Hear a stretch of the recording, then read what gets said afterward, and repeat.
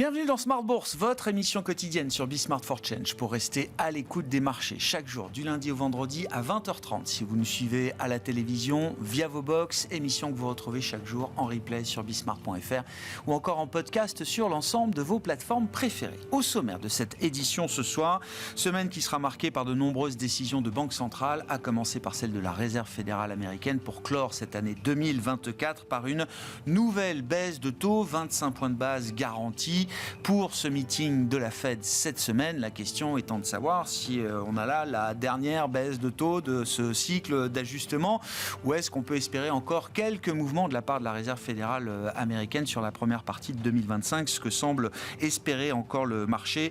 Pour ainsi dire, le discours qui entourera cette baisse de taux sera particulièrement important pour essayer de comprendre un peu mieux la manière dont la Fed pourrait agir au cours de 2025, qui sera évidemment l'année du mandat Trump, la première année de ce deuxième mandat de Donald Trump. Du côté des statistiques économiques, pas mal d'enquêtes de conjoncture qui seront publiées tout au long de la semaine, avec notamment pour commencer les enquêtes PMI flash du mois de décembre, publiées pour des pays de la zone euro, pour l'ensemble de la zone euro et des pays comme la France et l'Allemagne. Pas grand-chose de nouveau. On a toujours une dichotomie entre l'activité dans le secteur manufacturier et l'activité dans les services. On notera quand même un petit redressement de l'activité dans les services, que ce soit en France ou en Allemagne. Pour le reste, on reste quand même sur une conjoncture relativement médiocre, voire très médiocre, quand on regarde notamment la composante emploi du PMI composite français sur le mois de décembre.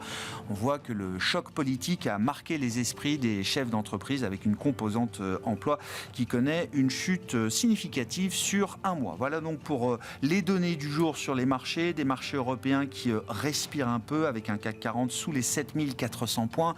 Vous aurez tous les détails de cette séance dans un instant avec Pauline Gratel. Et puis dans le dernier quart d'heure de Smart Bourse, comme chaque lundi, nous retrouverons notre correspondant américain Pierre-Yves Dugas pour notre quart d'heure américain hebdomadaire. Nous évoquerons le défilé des patrons américains et notamment des patrons de la tech à Mar-a-Lago chez Donald Trump. Ce sera à suivre tout à l'heure dans le dernier quart d'heure de Smart Bourse.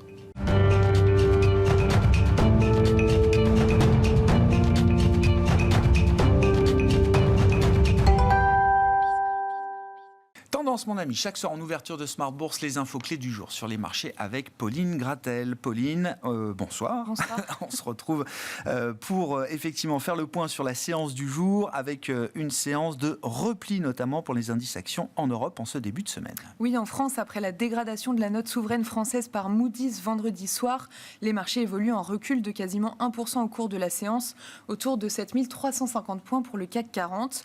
Moody's abaisse la note de la France en invoquant la fragmentation politique dans un contexte où le rétablissement des finances publiques est nécessaire et vite.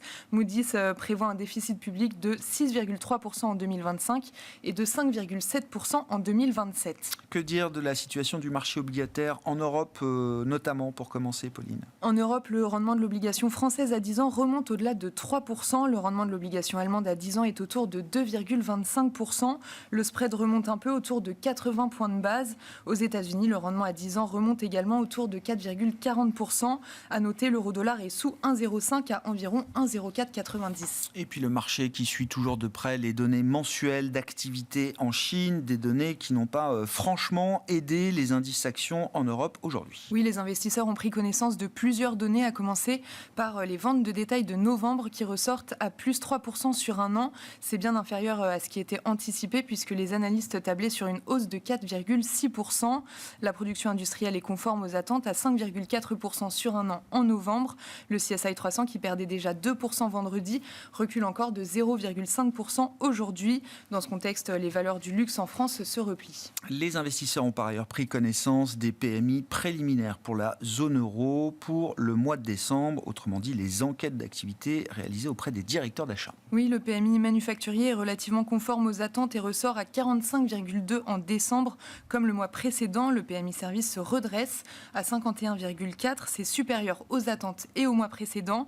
Les analystes tablaient sur 49,5. Le PMI Composite s'établit à 49,5. C'est supérieur au mois de novembre. Des enquêtes PMI publiées également pour la partie américaine, toujours au mois de décembre. Oui, le PMI manufacturier ressort à 48,3 en décembre. C'est inférieur aux attentes et au mois précédent.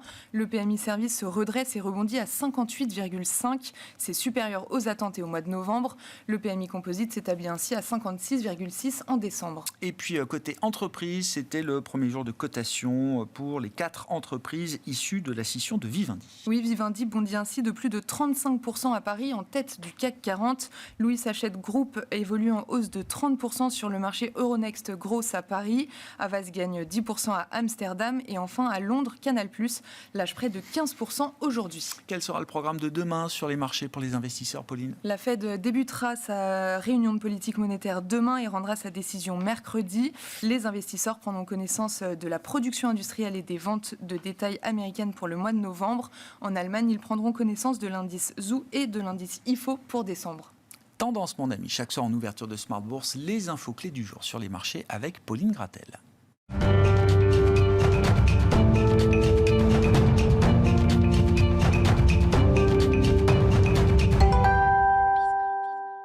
Trois invités avec nous chaque soir pour décrypter les mouvements de la planète marché. Cyriac Dayan est avec nous, gérant diversifié chez Sanso Longchamp Asset Management. Bonsoir Cyriac. Bonsoir. Merci d'être là. Merci à David Belloc de nous accompagner également. Bonsoir David. Bonsoir Grégoire. Vous êtes gérant et stratégiste chez Mirova et Éric Bertrand à nos côtés enfin. Bonsoir Éric. Bonsoir. Merci beaucoup d'être là également. Vous êtes directeur de gestion chez Ophi Invest Asset Management. C'est la semaine des banques centrales avec les dernières décisions de cette année 2024 qui sont attendues. On a eu la décision de la BCE la semaine dernière. Nous aurons la décision de la Fed mercredi soir. Éric qui va délivrer une nouvelle baisse de 25 points de base. C'est attendu par quasi l'ensemble des opérateurs de marché, je crois. La question étant, est-ce que c'est la dernière ou quasiment la dernière baisse de taux qu'on puisse attendre de la Réserve fédérale américaine ?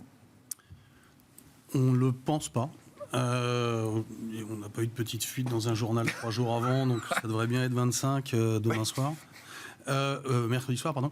La Fed est pragmatique, elle le dit en bon français, data dépendante. Ce qui est certain, c'est qu'avec l'arrivée de Trump et le paquet de mesures, alors bien évidemment les tarifs douaniers, la déréglementation, les baisses d'impôts, il y aura un peu plus de croissance, un peu plus d'inflation. Maintenant, c'est des effets un peu cliquets, ces effets tarifs douaniers, si tant est qu'on les négocie, qu'ils arrivent là où on les attend. Je rappelle que sur le premier paquet de 2018, il y a quand même la moitié des importations chinoises qui sont toujours à 0, un quart qui est à 7,5, il n'y en a qu'un quart à 25. Donc, entre ce qui est annoncé et ce qui va arriver, donc, la Fed va continuer de scruter. Pour nous, il y a encore les premières baisses de taux de 25 devraient rester. Alors maintenant, le taux d'équilibre à l'arrivée et quand est-ce qu'elle s'arrête, ça dépendra du séquencement, de l'impact. Et il n'y a pas que les Trumponomics non plus dans l'économie mondiale. Mais il y a sûrement encore quelques baisses de taux.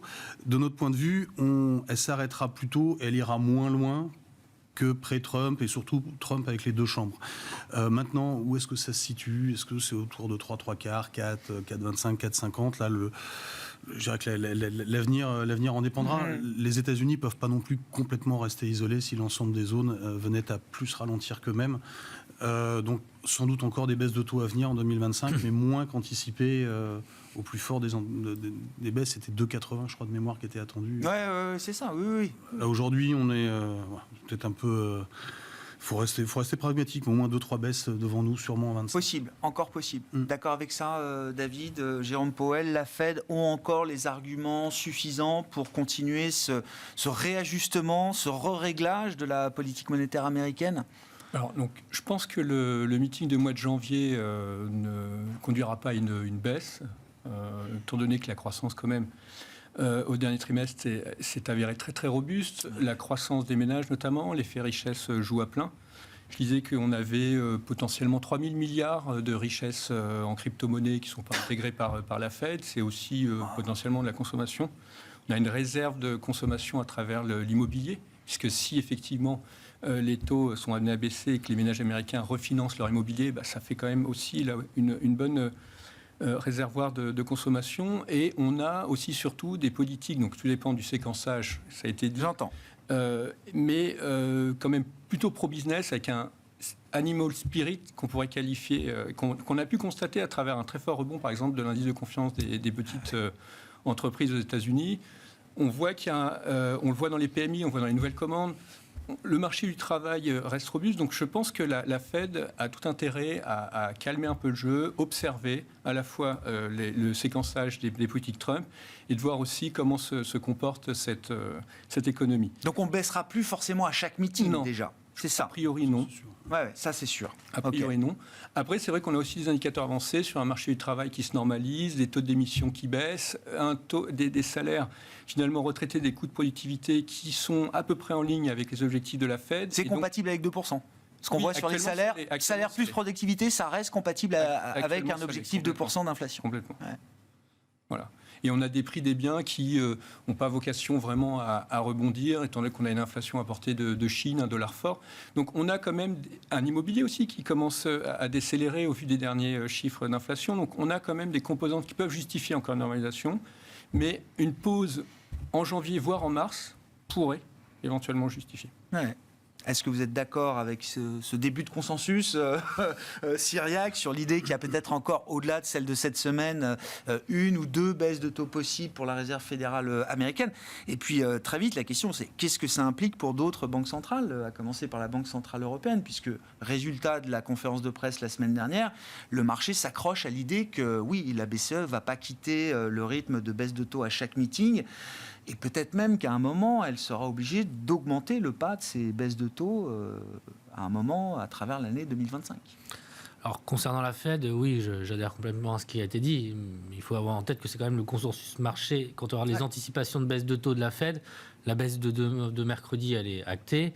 Et qu'ensuite, le marché price entre une et deux baisses sur juin, donc jusqu'à juin. Donc, globalement, vous avez peut-être pas de baisse en janvier, une baisse en mars, et puis après une en juin pour finir éventuellement. Pour finir, je ne sais pas, mais en tout cas, voilà, dans ce premier semestre, la voie, elle est quand même relativement bien tracée. Elle est d'autant mieux tracée que ce n'était pas du tout ce qu'anticipait le marché. Il y a encore 3-4 mois, on nous annonçait en effet 6-7 baisses de taux. Enfin, on était sur des rythmes qui étaient très, très impressionnants. Et c'est là toute la puissance, j'ai envie de dire, du modèle américain. C'est on a quand même perdu 5 baisses de taux au cours de ces derniers mois. Et le marché, et même les taux, n'ont pas réagi, ou en tout cas surréagi. Donc je pense que les États-Unis, pour le coup, en tout cas la Fed, est sur un chemin qui lui va plutôt bien. Elle a, à mon sens, un petit sujet quand même sur l'inflation, en particulier l'inflation core, qui montre des signes plutôt de stabilisation autour de 3. Si on regarde l'inflation, le CPI, si on regarde le PCE, qui est plutôt ce qu'elle préfère, c'est un peu en dessous, mais c'est pas du tout au niveau de 2. Donc je pense qu'elle a quand même un sujet un peu d'inquiétude. Ce qui va être intéressant, c'est de voir de quelle manière le rapport entre la Fed et le nouveau président américain va se matérialiser à partir du 20 janvier. Parce que si la Fed ne baisse pas les taux en janvier, lorsqu'il n'est pas encore au pouvoir, mais que derrière, elle a un discours beaucoup moins accommodant, comment va agir Trump quand va être le rapport de force? Ça va être quelque chose d'intéressant. Du côté de la BCE, on n'est pas du tout dans la même histoire, en fait. La BCE, déjà, le niveau d'inflation, il est beaucoup plus faible qu'aux États-Unis. On a même une inflation headline qui était passée sous l'inflation globale qui était passée sous les 2, qui est légèrement remontée, mais voilà, on est quasiment sur les objectifs du côté de l'inflation globale. On a une dynamique économique qui n'est pas du tout la même. On voit que l'Allemagne se bat pour savoir s'ils vont certainement pas être de nouveau en croissance cette année.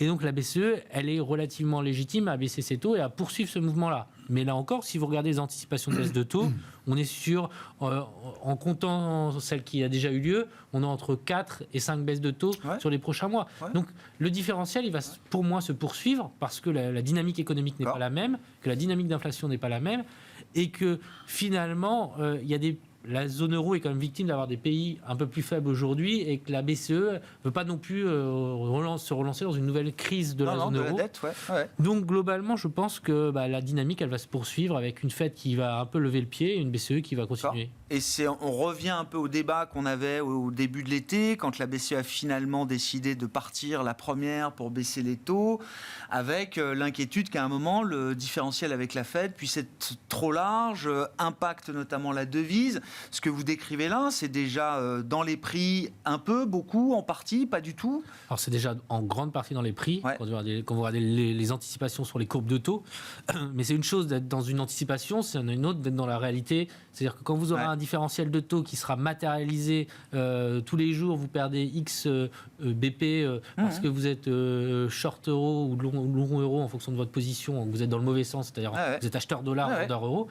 Ça sera autre chose parce que là, ça sera vraiment de tous les jours où ça impactera. Donc je pense que l'euro, dans ce monde-là, est difficilement une devise qui va être très sexy pour les investisseurs. Si on rajoute en plus le contexte politique, des incertitudes au niveau économique, donc tout ça n'est pas très favorable, à mon sens, à l'euro. Eric, on a tous les ingrédients pour revoir l'euro-dollar à parité parfaite, voire en dessous de 1. Non, ça redevient un peu le débat. C'est bien parce que le titre de ma dernière tribune, c'est US 1, Europe 0. Globalement, on a une stabilité politique, une visibilité politique, une économie résiliente, quelqu'un qui fait un contexte pour Corporate America qui est très visible, donc ça veut dire de la croissance, sûrement un peu plus d'inflation, un peu mode Fed. Et de l'autre côté, on a un brouillard politique assez impressionnant quand même, avec conjointement l'Allemagne et la France qui cherchent leur petit, chacun dans sa zone, l'une parce qu'elle a trop économisé, l'autre parce qu'elle a trop dépensé. Une BCE qui, elle, va devoir essayer de soutenir le petit rebond qu'on attend de la croissance parce que les salaires réels continuent d'augmenter. On espère que ça fera de la conso et pas de l'épargne. Donc effectivement, ça crée une divergence de taux courts qui, comme c'était très justement dit, forcément c'est la devise qui va absorber le choc. Au passage, ça fait un peu d'inflation importée quand même. Alors, 3-4 figures, c'est pas grave, mais là, on commence à en avoir un petit peu. Ouais. On était à 1,12 en septembre, quasiment. Oui, alors, sur l'euro-dollar. les marchés ont vu tout ça. Hein.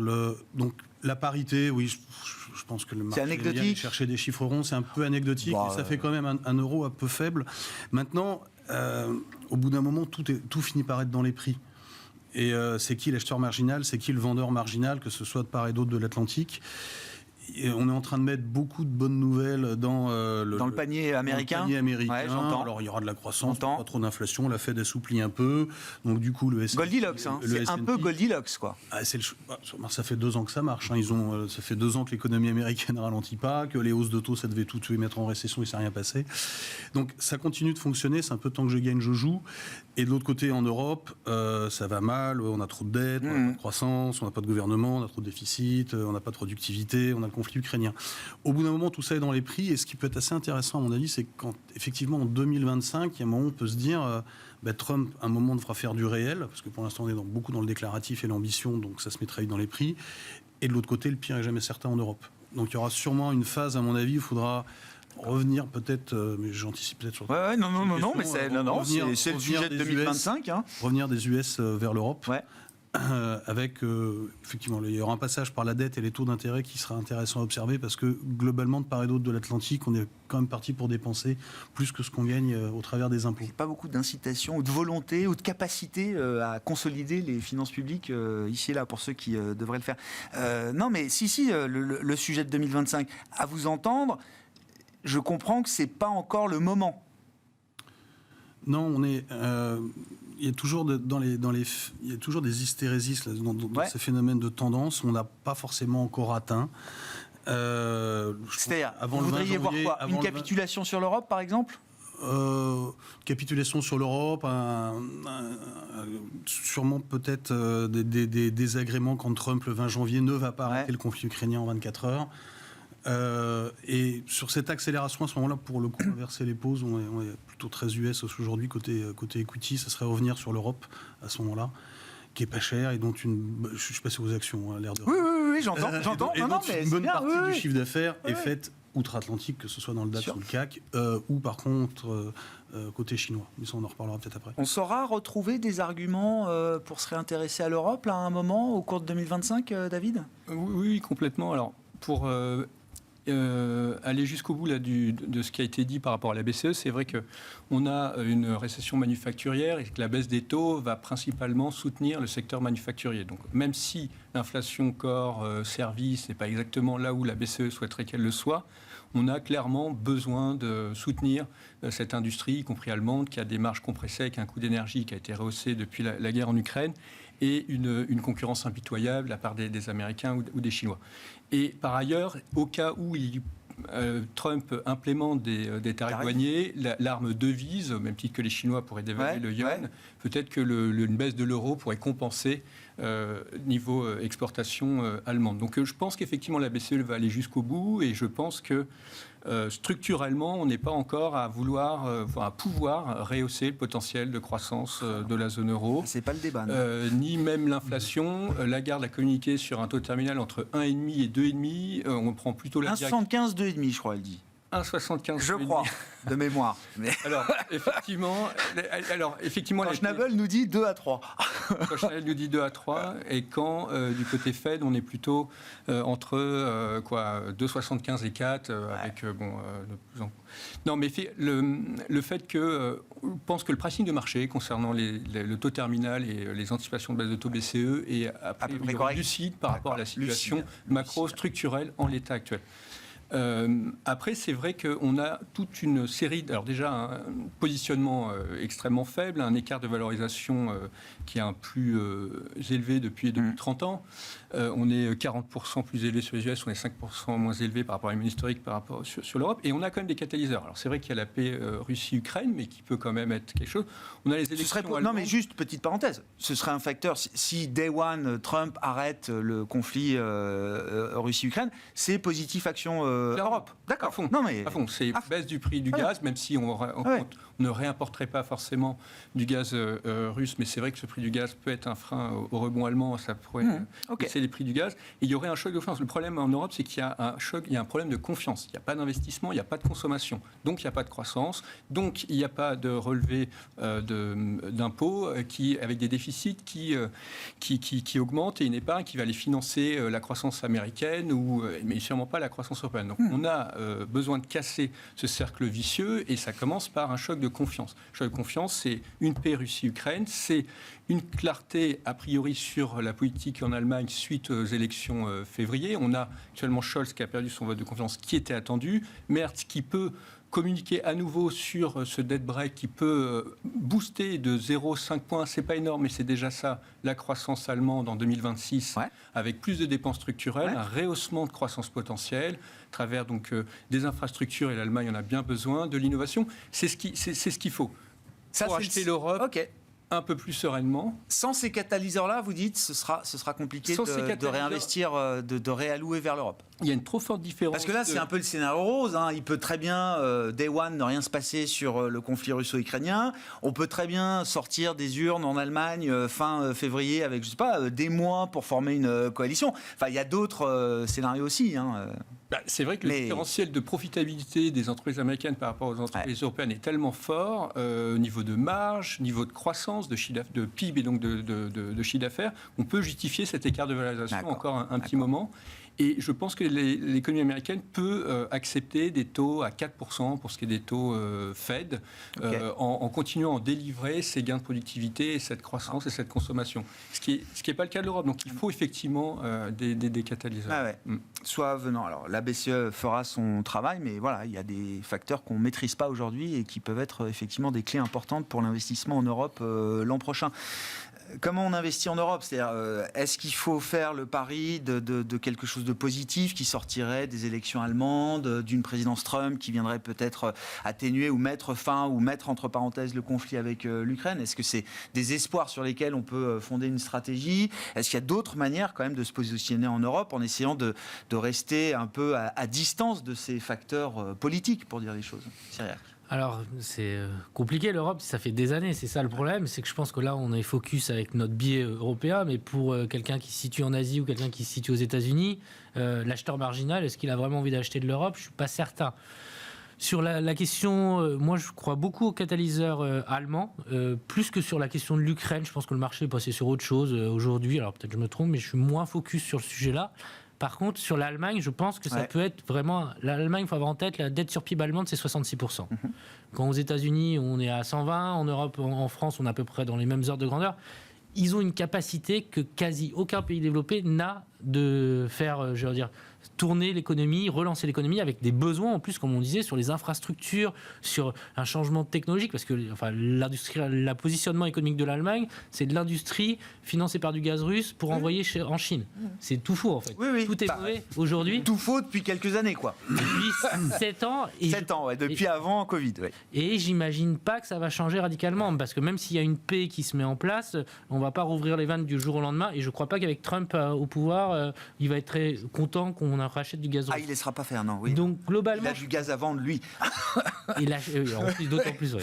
Et la Chine également, on ne va pas repartir comme elle a connu les années. Donc je pense que le modèle économique allemand a besoin d'être repensé. Et la chance qu'ont les Allemands, contrairement à quasi tous les pays, en tout cas de la zone euro ou des pays développés, c'est qu'ils ont les moyens de le repenser. Après, il faut le vouloir. Et je trouve qu'il y a beaucoup d'espoir dans ce qui est annoncé. Alors, c'est certes pas des chiffres extraordinaires, ce 0,5, mais il y a un changement de mentalité. Il y a un signal, quelque chose qui se passe. Donc du côté européen, sur les actions... Dites sans imaginer que les Allemands vont devenir les Français ou les Italiens, etc. C'est pas ce que je souhaite non plus. Non, mais déjà, en plus, même en étant raisonnable et rationnel sur la partie allemande, il y a un signal qu'on peut attendre et qui sera un soutien de marché. Exactement. D'accord. Parce que si vous regardez l'économie américaine, qui reste la plus belle machine économique au monde, pourquoi l'économie est si forte ? Parce qu'il y a de l'investissement et il y a des gains de productivité. Vous regardez, c'est déprimant, vous regardez des gains de productivité sur les 15 dernières années entre la zone euro et les États-Unis. On est à 110 quand ils sont à 140. Et ça permet de financer l'économie, ça permet de financer les hausses de salaire, etc. Donc peut-être que les Allemands qui ont cette capacité de financement, alors ils ne vont pas financer l'ensemble de la zone euro, mais rien qu'eux peuvent changer un peu la donne. Avant ça, pour moi, le catalyseur sur la zone euro, pour l'instant, il faut pas aller sur la zone euro, tout simplement, ou sur l'Europe. Ça me rappelle un peu les small caps. Les small caps, ça fait 3 ans qu'on en parle, qu'on nous explique que ça va rebondir. C'est un puissant sans fond. La sous-performance, je trouve, de l'Europe, elle est un peu dans la même dynamique. Et la classe d'actifs en Europe, je trouve intéressante, pour ma part, c'est le crédit. Le crédit, finalement, il n'a pas besoin d'avoir une croissance flamboyante, il a juste besoin que, globalement, il y ait un petit peu de croissance et que les entreprises puissent rembourser leurs dettes. Un indice high yield en Europe, cette année, il fait mieux qu'un indice action. Alors, ça dépend quelle zone géographique vous avez. Il fait mieux que le CAC, il fait moins bien que le DAX. Donc, voilà, ça dépend ce que vous regardez. Mais si on prend un indice agrégé, si vous regardez un Eurostoxx ou un Eurostoxx, vous allez être... à peu près à la même chose, vous êtes aux alentours high yield, vous êtes aux alentours de 10 et l'Eurostoxx, ça dépend des jours, mais dans les mêmes eaux, mais pas avec la même vol.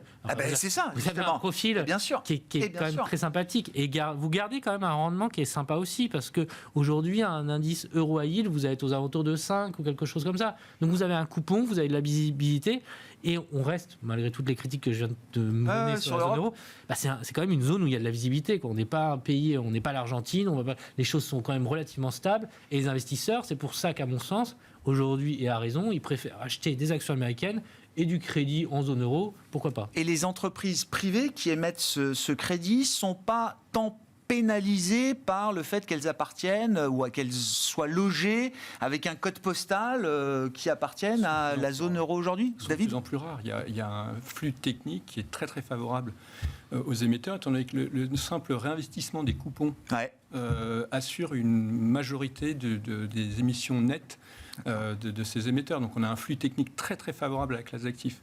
On a toute une partie d'émetteurs qui vont les financer via des leverage loans ou des actifs non listés. Et donc il y a de moins en moins de dettes cotées sur le marché. Clairement. Un peu comme les actions, quoi. Il y a une forme d'attrition de ces marchés liquides, quoi. C'est ça. Avec effectivement des taux de défaut qui restent complètement contenus, puisqu'on parle de l'Europe, mais on n'est pas non plus en récession. On a quand même une croissance aux alentours de 1%. Et qui permet effectivement à cette classe d'actifs de performer et de performer en fonction de pas mal de configurations de marché finalement. Sur l'Europe versus US, qu'est-ce qui vous intéresse ? Actions, crédit ? Et puis sur la partie américaine, est-ce qu'il faut quand même être vigilant, attentif ? À quoi ?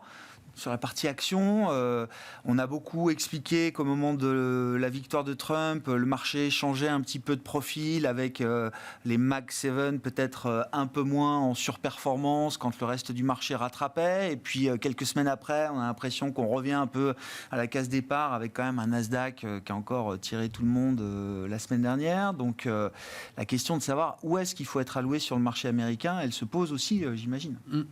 Je vais faire juste un petit rétropédalage sur l'Ukraine. C'est moins l'arrêt du conflit où effectivement, vu de loin, on se dit il n'y a plus la guerre, on peut réinvestir, mais il faut avoir envie. Là, je partage le point. Il y a quand même derrière entre 500 et 800 milliards à réinvestir pour reconstruire l'Ukraine. De reconstruction. Et ça, globalement, ça fait un choc budgétaire. Ça sera les entreprises européennes et les Américains qui vont prendre les dossiers. Donc, c'est plus cet aspect-là. Qu'on le finance. Je sais pas, on se posera la question du financement à un moment, j'en sais rien. L'Europe, la Commission, l'Union européenne peut émettre et cherche son statut de souverain pour rentrer dans les indices. Donc... mais on peut avoir plein de bonnes idées. Il n'y a pas de problème là-dessus. Ça peut être pas mal. Donc pour revenir à la question, aujourd'hui, nous par rapport au crédit, en fait, ça fait 2 ans qu'on est très très acheteur crédit chez OCI. Il y a un moment, il faut saluer les mouvements. C'est vrai qu'aujourd'hui, sur la partie investment grade, on est plus sur une histoire de taux d'intérêt que sur une histoire de spread de crédit. Il n'y a plus grand-chose à aller gratter. On a tout consommé. Maintenant, on a la France même, qui rapporte à peu près autant que la catégorie investment grade en Europe. On en parlera peut-être après, c'est formidable. Et surtout, du point de vue assurantiel, ça coûte rien en capital. Donc, c'est quand même, ça crée un vrai soutien.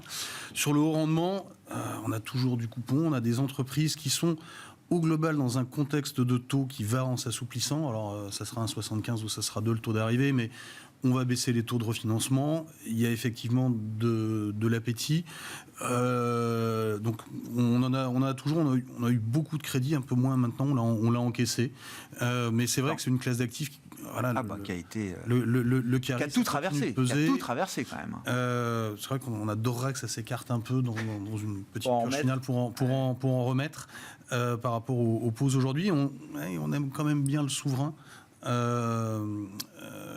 Mine de rien, dans un portefeuille, si les choses ne se passent pas, si le plan se déroule avec accro, ça crée quand même un peu de gain dans les portefeuilles. Si jamais ça se passe le côté pas, couverture, le côté refuge du souverain fonctionne encore un peu rééquilibré. Alors pas sur ces niveaux-là, plutôt sur du côté de 2,5 sur le 10 ans allemand et à partir de 4,5 sur le 10 ans américain. D'accord, 4,50, 10 ans américains, c'est plutôt un point d'entrée pour vous. À partir de 4,50. Alors après, il faut le détenir. Donc c'est-à-dire quoi? Vous ne voyez pas revenir à 5, 5,25, 5,50 sur du 10 ans US?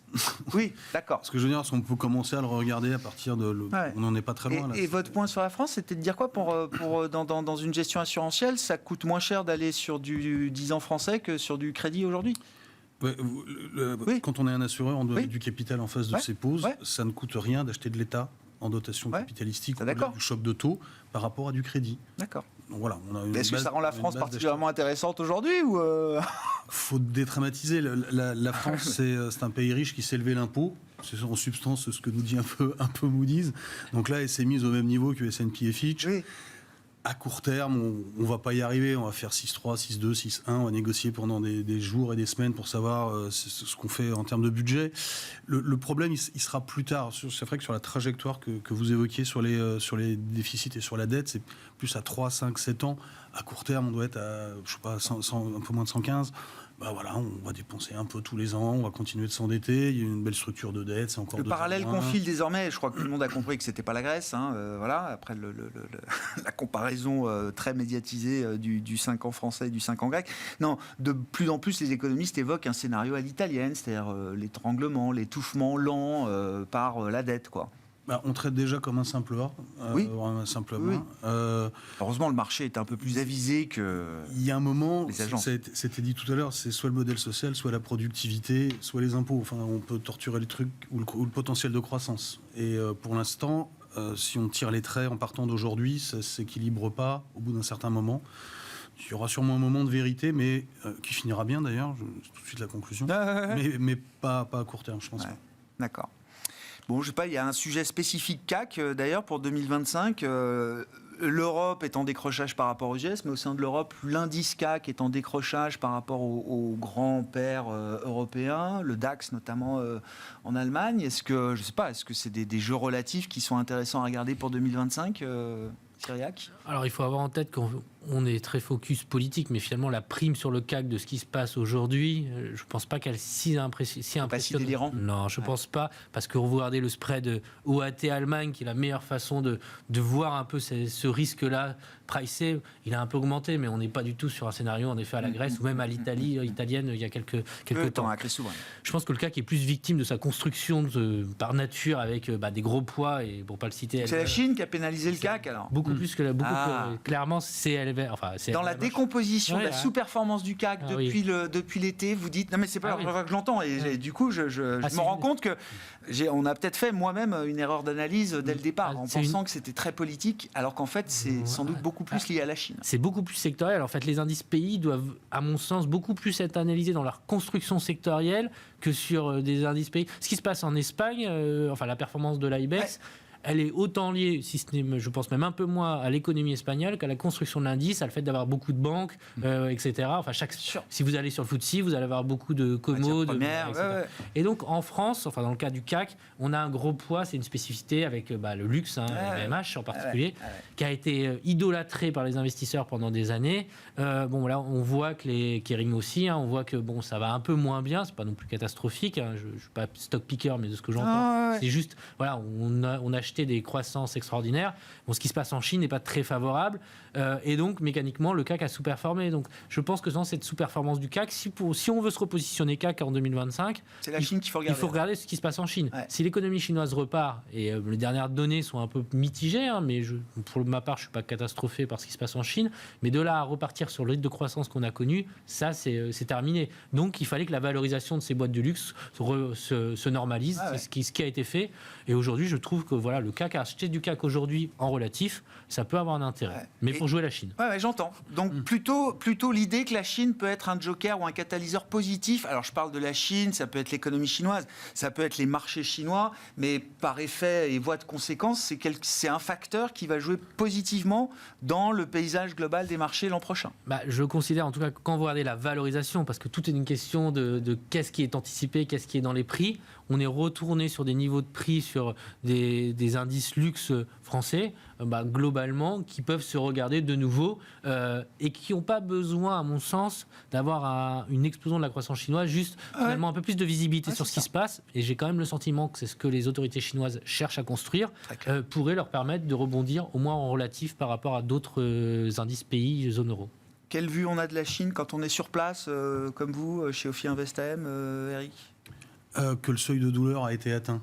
C'est-à-dire que là, entre la croissance qui quand même n'est vraiment pas flambarde, des prix qui ont du mal à sortir d'une zone où implicitement ça veut presque dire zéro, un modèle de consommation interne qui ne fonctionne pas, un immobilier qu'ils ont du mal à digérer. Alors il faudrait faire une structure de diffusance, mais on fait ça à la chinoise, ça va prendre du temps.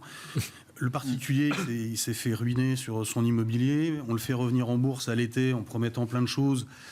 Là, si pareil, il se reprend, il a à nouveau rincé, ça va être compliqué socialement. Ouais, je comprends. Et vraiment, ils sont très sensibles à ça. On l'a vu à plusieurs reprises. Et donc, on sent que le dogmatisme. On se rappelle de la réouverture du Covid, parce qu'il y a dans la rue des débuts de manifestations, des pancartes avec la photo de Xi Jinping, etc. Les gars ont vu à la télé que pendant la Coupe du Monde, exactement. Et donc, vu d'Hong Kong, l'idée, c'est de se dire, il y a un moment, ils ne pourront pas laisser ce marché action rebaisser significativement. C'est vraiment pas cher. Il va y avoir une série de mesures, et l'attentisme, à mon avis, vient plutôt du manque de visibilité sur la cadence avec laquelle Trump va implémenter, de sa dureté. Il y a énormément de choses sur la table. Il y a les tarifs douaniers, mais il y a la mer de Chine, il y a Taïwan, il y a l'énergie. Il y a énormément de choses qui sont à l'œuvre géopolitiquement dans les négos. Donc ils attendent de voir, mais globalement, il y a une sorte de put un peu implicite qui s'est créée sur ce marché chinois, sur ces niveaux-là. Donc la visibilité n'est pas forcément meilleure. Par contre, il suffit de 2-3 mesures pour que ça prenne 20 ou 25%, tellement c'est peu cher. Mais c'est gérable ou c'est ingérable ? Enfin, gérable dans le sens, est-ce qu'on peut gérer ça dans un fonds, ou est-ce que c'est vraiment... il faut accepter la règle, comme vous dites. Il faut accepter la volatilité. Nous, c'est bien, on aime bien regarder si la Chine va bien, ça ira bien tout autour. Il ne faut pas se priver de regarder le Japon, il ne faut pas se priver de regarder l'Asie hors Chine, de regarder l'Inde, qui sera assez peu sensible en fait à ce que pourra faire Trump avec un modèle assez peu exportateur de ce point de vue-là. Donc ça permet de le jouer également et de lisser ces effets chinois où effectivement on prend 30% du jour au lendemain, puis après ça redescend, puis on attend la prochaine mesure avérée. Donc ça permet de lisser un peu la pause chinoise en portefeuille.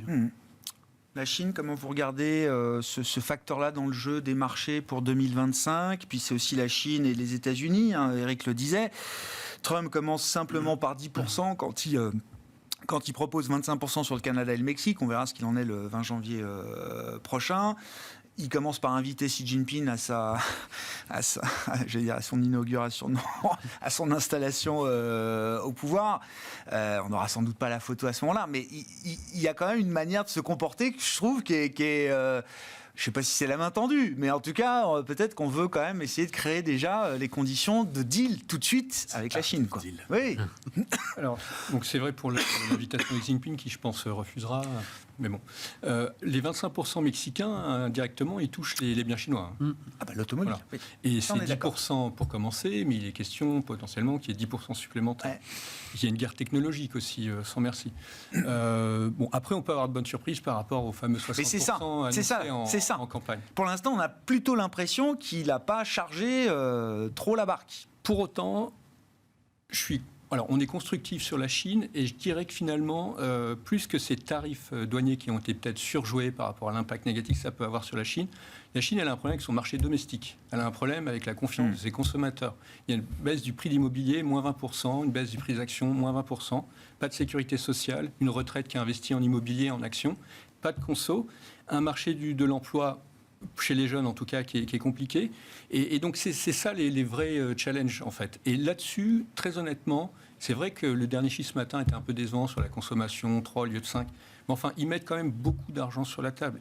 Et avant de booster cette consommation via de la relance budgétaire classique, il faut d'abord stabiliser ou essayer de stabiliser le marché immobilier, stabiliser les finances publiques, les collectivités locales qui sont blindées de dettes cachées. Donc, à minima, il y a 10 000 milliards de swaps quand même à horizon 2028. C'est les collectivités qui vivaient, dont le budget était alimenté à 90% par les ventes de terrain. Vente de terrain. Voilà. Donc, si elles ça, ont c'est fini. un bilan absolument exécrable avec des dettes cachées partout, elles ne peuvent plus relancer. Faut apurer la tout politique ça. monétaire n'est pas efficace. Il n'y a pas de transmission. Il n'y a pas de transmission. Voilà. Donc, et c'est ce qu'a du moins essayé depuis. Alors, c'était fin septembre, il y a eu en novembre, il y a eu encore récemment là, des annonces. On sent que l'idée, c'est de stabiliser un petit peu tout ça pour ensuite enclencher au premier trimestre 2025 avec peut-être une relance budgétaire plus classique pour booster l'investissement des entreprises, voire la consommation. Là où le bas blesse, effectivement, pour en revenir à la question sur le luxe, c'est que la consommation pourrait, par rapport à ce qu'on a pu connaître il y a 5 ou 10 ans en Chine, principalement bénéficier à des acteurs chinois qui sont montés en gamme et qui pourraient finalement gagner ce qu'on a observé des parts de marché par rapport au LVMH ou même aux acteurs mondiaux en général. Comme on l'a vu dans l'automobile, on peut imaginer, l'automobile allemande par exemple, on peut imaginer des positions françaises dans le luxe qui seraient attaquées sur le marché local, domestique, chinois par des acteurs potentiellement, oui, c'est ce qu'on commence à voir. Ouais. Pour autant, il y a un gain marginal à aller chercher et je pense, compte tenu des valorisations, oui, ça peut être clairement un catalyseur supplémentaire. On parlait de la guerre en Ukraine, on parlait de allemande, c'en est clairement un à jouer et une croissance chinoise qui peut délivrer 4,5 voire plus, peut-être même 5, c'est un peu optimiste, mais finalement au-dessus des attentes de marché au vu de ce qui est mis en place là jusqu'à présent par le gouvernement. Ouais. Au-delà de toutes ces bonnes surprises qu'on attend pour l'Europe, petit tour de table sur comment être positionné sur le marché américain aujourd'hui. Évidemment, c'est incontournable, il faut en avoir. Ouais. Est-ce qu'il faut en avoir un peu plus que les indices, un peu moins? C'est une première question. Et puis surtout, où est-ce qu'on a envie d'être positionné dans le marché action US, notamment, j'entends? Alors, David. Très positif, encore une fois, sur la croissance américaine, les gains de productivité, ça on l'a dit, la visibilité politique. Peut-être qu'on a aussi une façon de jouer les États-Unis à travers des boîtes européennes exposées aux États-Unis, qui, pour certaines, ont payé, mais pas toutes, et qui, dans tous les cas, sont clairement meilleurs marchés que les homologues américains. De toute façon, c'est pas compliqué. Les indices américains sont plus chers, à part la pharma, la santé, sur tous les secteurs, et massivement. Ouais. Et il n'y a pas uniquement un biais techno à travers les 7 magnifiques. Donc on prend le best-in-class américain d'un secteur, on va chercher le best-in-class du même secteur en Europe, et on se dit que c'est peut-être pas mal d'avoir le pair européen. D'accord. Okay. Bon, les 7 magnifiques, c'est difficile de dire. Moi, je lisais, c'est Microsoft, en décidant de passer au service abonnement par rapport à un abonnement unique, c'est un demi-point de PIB français. C'est quand même assez impressionnant. Mais 0,05 point de PIB US quand même, mais un demi-point de PIB français. Donc, on a face à nous des mastodontes avec des marges absolument phénoménales, 20% de croissance attendue sur les 10 prochaines années. Tant qu'il délivre, on est bon. S'il y a un accident en termes de croissance, il y a un problème.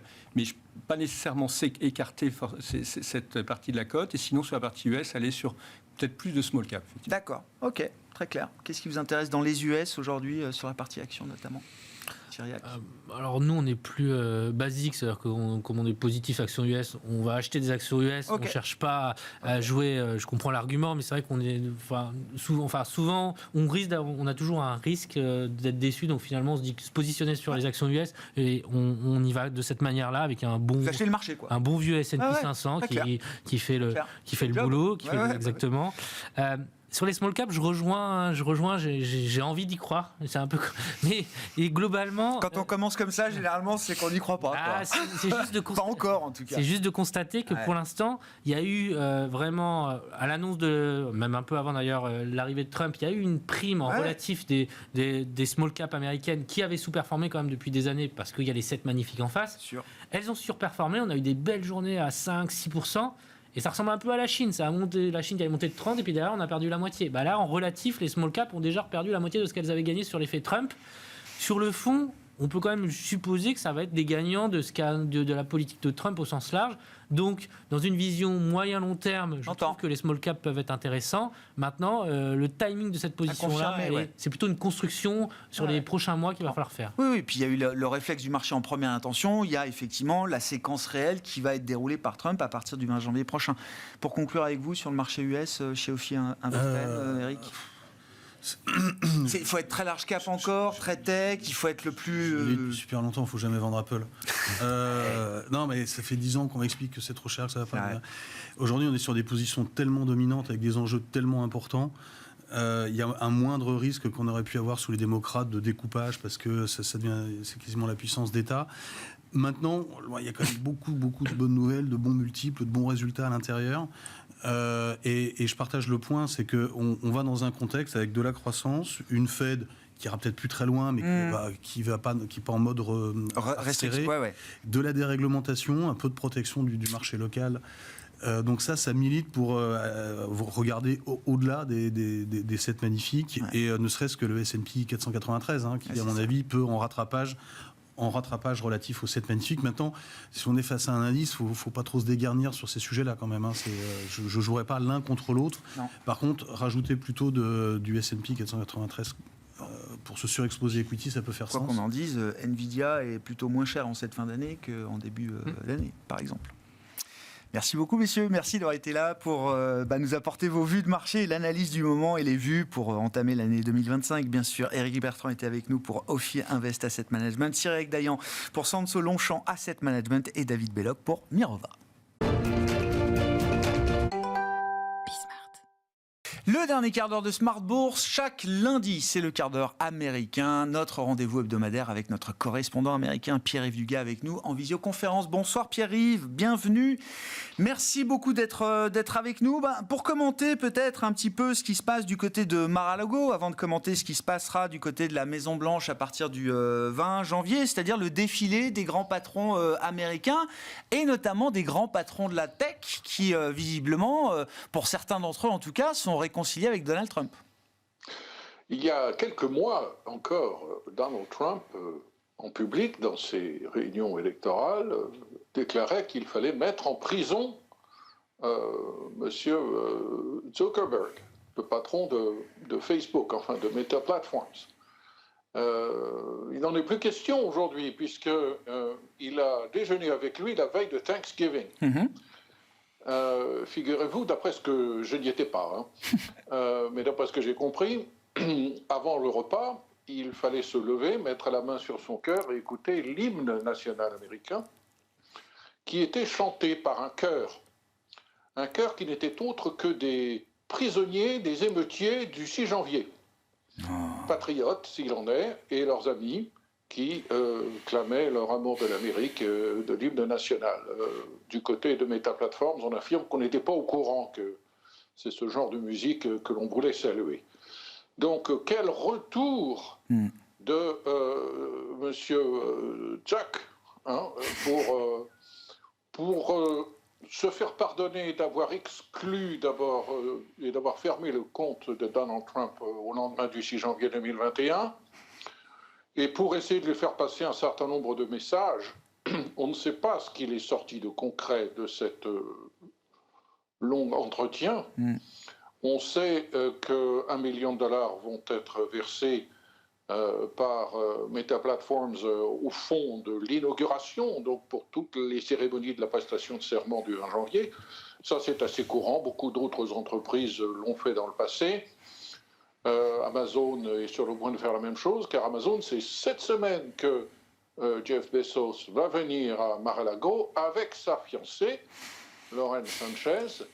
Il n'a pas à voyager très loin, puisque vous savez que Jeff Bezos maintenant habite Miami. C'est d'ailleurs un ami qui voit fréquemment Ivanka Trump, la fille de Donald Trump, et son époux, Jared Kushner. Et c'est que par l'intermédiaire de cette nouvelle amitié concernant la fille de Donald Trump que Jeff Bezos est en train de redevenir un grand ami de Donald et Ivana Trump. Vous imaginez la tête des journalistes et du comité éditorial du Washington Post qui, depuis plus de 2 ans, nous explique que Donald Trump est un quasi-fasciste, je cite, un violeur, et quelqu'un qui va mettre en péril la démocratie américaine. Le propriétaire du Washington Post est en train de redevenir le grand ami de Donald Trump. Avec, petite parenthèse, mais je parle sous votre contrôle, Pierre-Yves, il y a eu cette petite polémique pour la première fois depuis je ne sais combien de temps, le Washington Post n'avait pas, le board éditorial du Washington Post n'avait pas communiqué sur un candidat qu'il soutenait pour cette élection présidentielle. Et certains y avaient vu une intervention de Jeff Bezos. Je ne dis pas de bêtises, Pierre-Yves.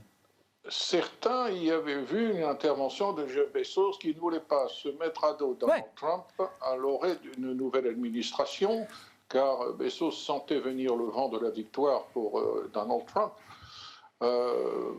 L'empire de Jeff Bezos, en particulier Amazon et Amazon Web Services, le leader des services dans le cloud, travaille avec le Pentagone, mais également la filiale dans le transport spatial de Jeff Bezos est appelée à travailler avec le gouvernement fédéral américain. Donc il y avait beaucoup d'intérêt.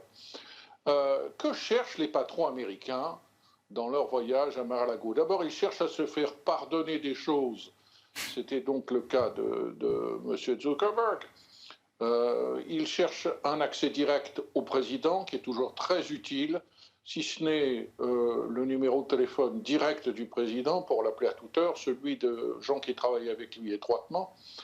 Ils cherchent aussi des exceptions, des privilèges pour leur entreprise, dans la perspective de l'instauration de droits de douane, par exemple. Il serait important pour telle ou telle entreprise de ne pas être frappée sur certains de leurs produits essentiels à leur chaîne d'approvisionnement. Ils cherchent aussi à mettre en avant des choses qui vont leur faire de la publicité de manière favorable. En ce moment même, M.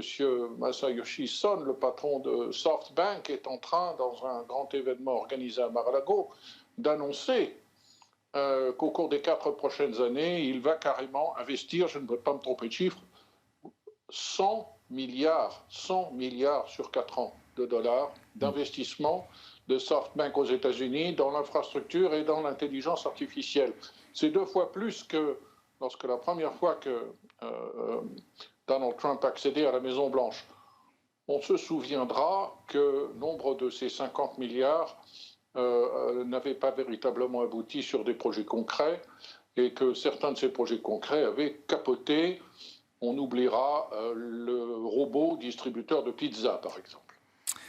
Bon, voilà donc pour ces patrons, et c'est notamment ces patrons de la tech qui tissent et se rapprochent de Donald Trump à fur et à mesure que la date d'installation de Donald Trump à la Maison-Blanche se rapproche elle aussi.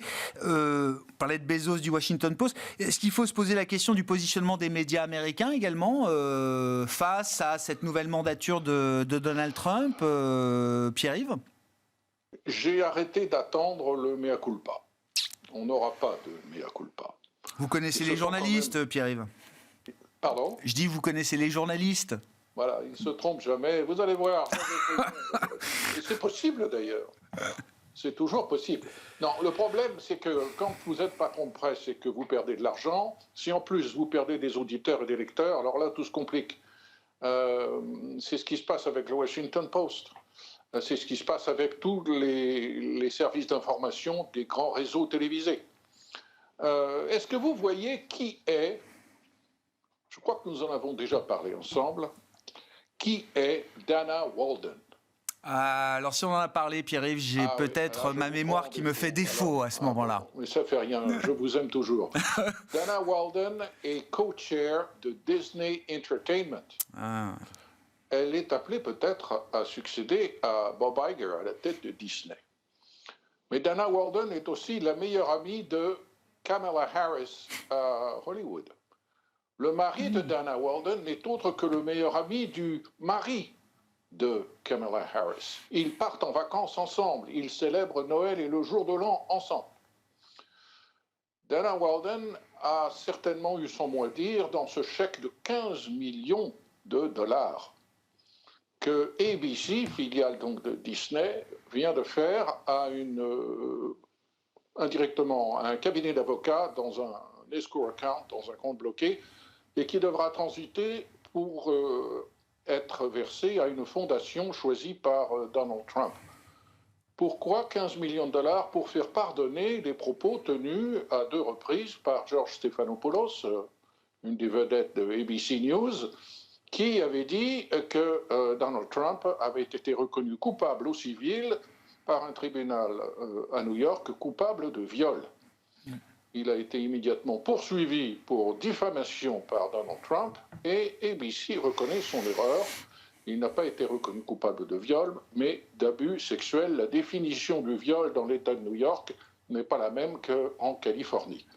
George Stephanopoulos, vous êtes beaucoup trop jeune pour vous en souvenir, n'était autre que le directeur de la communication du président Clinton. On peut passer d'une administration démocrate aux médias, ça ne pose aucun problème. Passer d'une administration républicaine aux médias, là, c'est dangereux, c'est du fascisme. Bon, on verra effectivement, mais c'est sûr que le positionnement de la tech américaine, le positionnement des médias sont peut-être des positionnements qui sont en train d'évoluer assez fort, assez vite, Pierre-Yves. Vous savez que Paramount Global, qui est propriétaire de CBS, est en train de passer sous la coupe de David Ellison. David Ellison est le fils de Larry Ellison, qui a donné beaucoup d'argent à Donald Trump, qui passe pas mal de temps lui aussi à Mar-a-Lago, qui intervient d'ailleurs dans les entretiens d'embauche, pour vous dire à quel point la formation d'un gouvernement aux États-Unis est différente des pratiques françaises.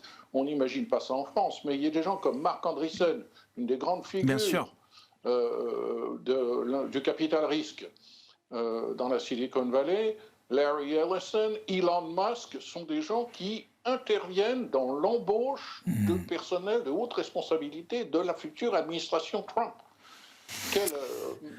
Quelles pourraient être les instructions que donnera David Ellison au service de CBS News? À mon avis, on va aller dans un sens de rééquilibrage. Rééquilibrage d'une couverture qui, traditionnellement, par CBS News, est une couverture systématiquement favorable au Parti démocrate depuis plusieurs générations. Merci beaucoup Pierre-Yves, merci pour cet éclairage et vos éclairages en règle générale sur cette vie politique et économique américaine. On en parle chaque lundi avec vous dans ce quart d'heure américain qui est à retrouver bien sûr en replay sur notre site bismart.fr et en podcast sur l'ensemble de vos plateformes préférées.